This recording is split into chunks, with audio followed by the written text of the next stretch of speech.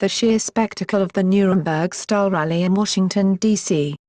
on Saturday could prove to be the beginning of the fascist future of America. I awoke this morning to a screaming above the fold headline in my local paper reading "This is the revolution," and when considering that the majority of the populace are brainwashed sheep who get their news from CNN and the corrupt mainstream, this is their reality, and the use of teenage school shooting survivors, especially extremists like David Hogg, was a master stroke for the bad guys, because low-information schmucks are not capable of critical thinking or the idea that this is all a charade to finish the job of transforming American that Trump put on hold with his win. What the papers won't tell people is that the March for Our Lives was organized by Democrat front groups, funded by the Soros octopus, matched perfectly the sort of color revolution that has been so successfully used by the deep state against hostile regimes overseas and fully supported by big corporations. George Soros' global enterprise works hand in hand with the U.S. State Department and other NGOs that specialize in toppling foreign governments, with Soros providing the feet in the street. Corporations like Delta Airlines,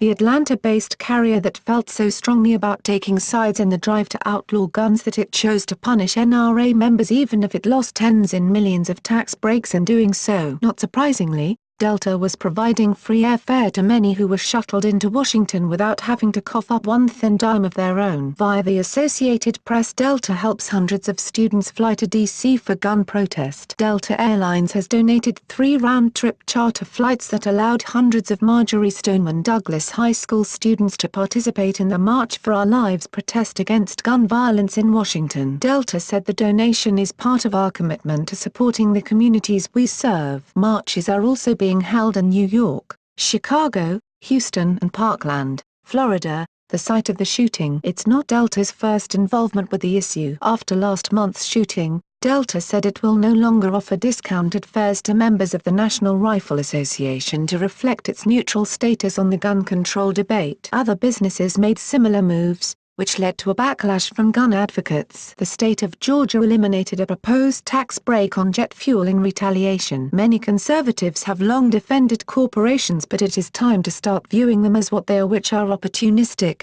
unpatriotic entities that should be unconstitutional in their status as having the same rights as a human being. The Trump revolution may be on the verge of being snuffed out, but this is the next phase of the true resistance, which is to fight these corporations that are doing a hell of a job in promoting totalitarianism and crashing conservative speech. Look at what Facebook is doing to conservative websites or Citi is doing to gun manufacturers and sellers, and they are almost universally run by liberals and globalists who abhor the Constitution and the national sovereignty of the United States. File this one away for future reference, because corporations are not friendlies in this war. Like and share this video on Facebook and Twitter if you agree. Don't forget to support this channel by clicking on the donation link down below and subscribing so you never miss any of our trending reports. What do you think about this report? Scroll down to comment below. Now, if you are seeking the latest trends in fashion and electronics and gifts and more at the best prices, please feel free to visit www.atthismall.com. Once again, that is www.atthismall.com.